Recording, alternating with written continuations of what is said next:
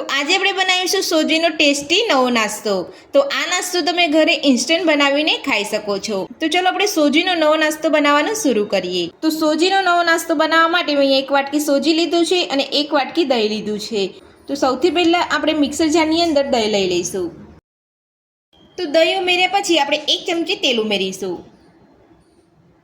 સાથે જ 1 વાટકી સોજી ઉમેરીશું, અડધી વાટકી પાણી ઉમેરીશું। મિક્સર જારનું ઢાંકણ બંધ કરી અને બધું સરસ પીસી લઈશું। તો બધું જ આપણે અહીંયા સરસ પીસી લીધું છે। તો હવે આપણે ચેક કરી લઈશું।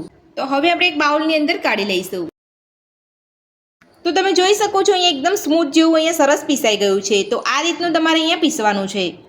તો બધું જ પીસીને આપણે અહીંયા એક બાઉલની અંદર કાઢી લીધું છે। તો હવે આપણે તેની અંદર ઝીણી સમારેલી ડુંગળી, ઝીણા સમારેલા કેપ્સિકમ, ઝીણું સમારેલું ટામેટું અને અહીંયા ઝીણા સમારેલા લીલા મરચાં લીધા છે। તો મરચાંનું પ્રમાણ તમે તમારા ટેસ્ટ પ્રમાણે વધતું કે ઓછું કરી શકો છો। તો આ બધું જ આપણે અહીંયા ખીરાની અંદર લઈ લઈશું, સાથે ઝીણા સમારેલા લીલા ધાણા ઉમેરીશું, સ્વાદ પ્રમાણે મીઠું ઉમેરીશું,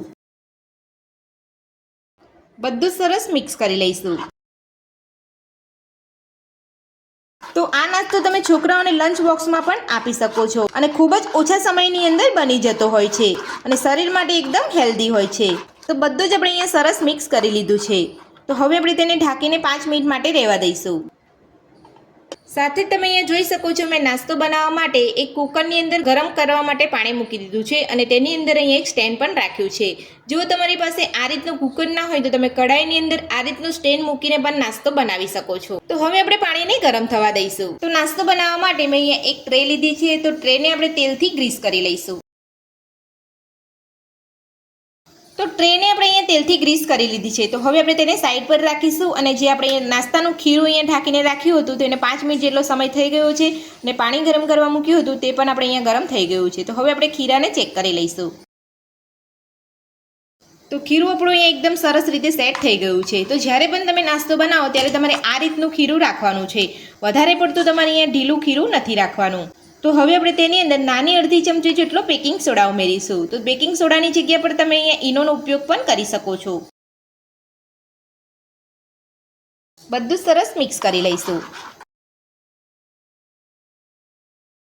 તો આ રીતે તમારે સોડા ઉમેરીને બધું સરસ મિક્સ કરી લેવાનું છે। તો તમે જોઈ શકો છો અહીંયા ખીરું સરસ ફૂલવા આવ્યું છે। તો આ રીતનું ફૂલશે ખીરું એટલે આપણો નાસ્તો એકદમ સોફ્ટ અને જાળીદાર બનશે। તો હવે આપણે ખીરાને જે ગ્રીસ કરીને ટ્રે રાખી છે તે